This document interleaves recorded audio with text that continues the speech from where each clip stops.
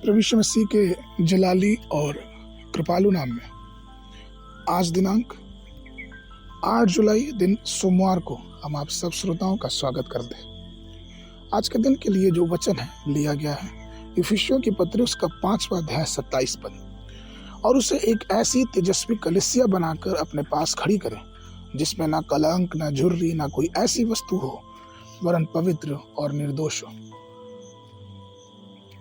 परमेश्वर चाहता है कि हमारा जीवन निष्कलंक हो।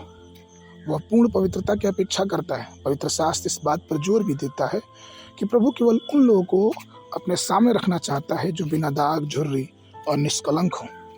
आपको मालूम, आज के समय में बहुत से ऐसे लोग हैं जो अपनी सेवकाई में शक्तिहीन है क्योंकि उनका जीवन अशुद्ध है। लोग परमेश्वर पर विश्वास करते हैं और उनके जीवन में अशुद्धता फिर भी भरी रहती है। हम जब परमेश्वर विश्वास करते हैं तो हमें ऐसा चाहिए कि हमारा जीवन निष्कलंक हो, बिना दाग के हो। हम परमेश्वर से प्रार्थना करें और निष्कलंकता की मांग करें।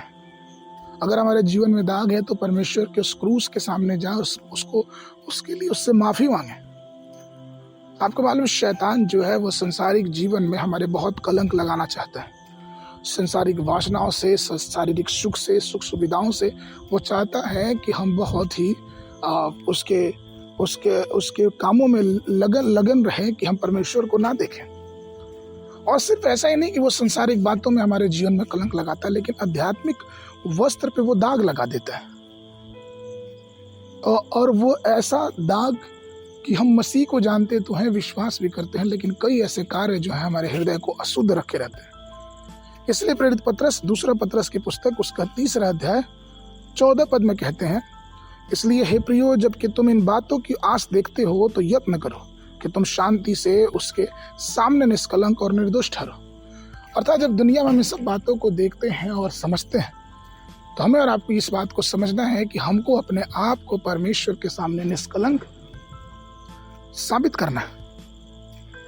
श्रेष्ठ गीत की पुस्तक उसका 4 अध्याय 7 पद कहता है कि तू मेरी प्रिय, तू सर्वांग सुंदर है और तुझ में कोई दोष नहीं। उसी बात से संबंधित याकूब की पत्री उसका 1 अध्याय 27 पद कहता है कि हमारे परमेश्वर और पिता के निकट शुद्ध और निर्मल भक्ति यह है कि अनाथों और विधवाओं के क्लेश में उनकी सुधि लें और अपने आप को संसार से निष्कलंक रखें। अर्थात हमें परमेश्वर के प्रति अपने दिनों को या फिर अपने जीवनों को पवित्र करना है।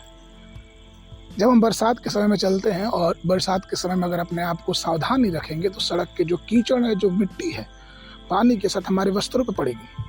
ठीक उसी प्रकार से जब हमारा आत्मिक जीवन एक सफर में चल रहा है तो हमें संसारिक हर एक उस कलंक से अपने आप को बचाना पड़ेगा।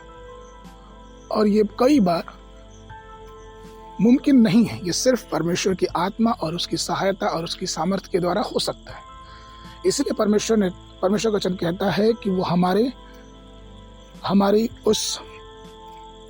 वो अति सहज से और संकट में मिलने वाला परमेश्वर है। तो प्रियो, में चाहिए कि हम हर बातों के लिए उस कलवरी क्रूस के पास जाएं और परमेश्वर से उस सामर्थ को मांगे जो सामर्थ हमें आगे जाने में सहायता प्रदान करता है। इसलिए आइए इस बहुमूल्य समय को समझे और उस रक्त की सामर्थ को समझे जो प्रभु यीशु मसीह ने कलवरी क्रूस पे बहाया है।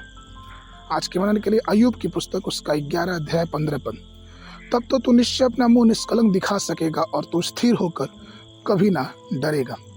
बाइबल अध्ययन के लिए सुबह के समय अय्यूब की पुस्तक उसका 36 और 37 अध्याय, शाम के समय प्रेरितों के काम उसका 15 अध्याय 22 पद से लेके 41 पद तक। परमेश्वर आप सबको आशीष देवे।